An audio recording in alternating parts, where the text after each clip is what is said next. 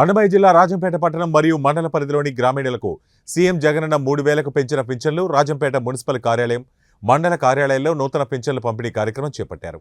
ఈ కార్యక్రమానికి ముఖ్య అతిథులుగా జిల్లా పరిషత్ చైర్మన్ ఆకేపాటి అమర్నాథ్ రెడ్డి, ఎమ్మెల్యే మేడా వెంకట మల్లికార్జున రెడ్డి, మున్సిపల్ చైర్మన్ పోలా శ్రీనివాసరెడ్డి హాజరయ్యారు. ఈ సందర్భంగా వారిరువురు మాట్లాడుతూ ప్రతి నెల 2,000 కోట్ల ఖర్చుతో 66.34 లక్షల మందికి గడప వద్దకే పెన్షన్లు పంపిణీ జగనన్న ప్రభుత్వం చేస్తోందని, లంచాలు వివక్ష లేకుండా పెన్షన్ పంపిణీ కార్యక్రమం జరుగుతుందని ఎమ్మెల్యే మేడా అన్నారు. మనకి ఇచ్చిన మాట ప్రకారం 3,000 రూపాయలు పెన్షన్ ఇస్తానని చెప్పారు, ఇచ్చి చూపించారు. కాబట్టి ఇటువంటి ముఖ్యమంత్రి, ఇటువంటి ప్రభుత్వాలు మళ్ళీ మళ్ళీ రావాలి, ఈ రాష్ట్రం బాగుండాలి, ఆర్థికంగా ఎదగాలని చెప్పి మీరందరూ కూడా కోరుకోవాలి. అదేవిధంగా మీరందరూ కూడా ఒకటి గమనించండి, ఇప్పుడు రాబోయే 4.5 సంవత్సరం కంప్లీట్ అయింది, తొందరలో ఎలక్షన్స్ కూడా రాబోతున్నాయి. ఇప్పటికే 2 పర్యాలను నా మీద 2 సార్లు నన్ను ఎమ్మెల్యేగా గెలిపించారు.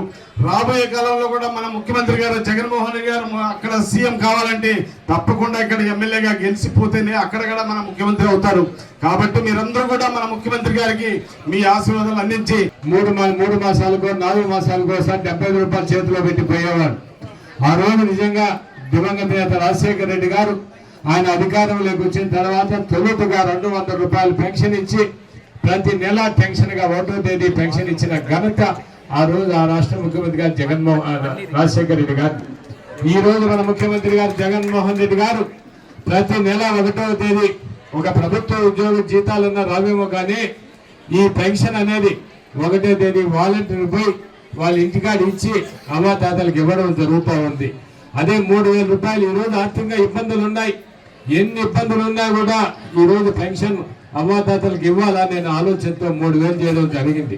ఈ రోజు ఒకటి మీరు ఒకటి ఆలోచన చేయండి, ఈ రోజు జగన్మోహన్ రెడ్డి గారు ఇచ్చే సంక్షేమ పథకాలు కావచ్చు, పెన్షన్ కావచ్చు, ఏమైనా ఈ రాష్ట్రంలో చిన్న మీరు ప్రతిపక్ష పార్టీలు చెప్పే మాటలు నమ్మి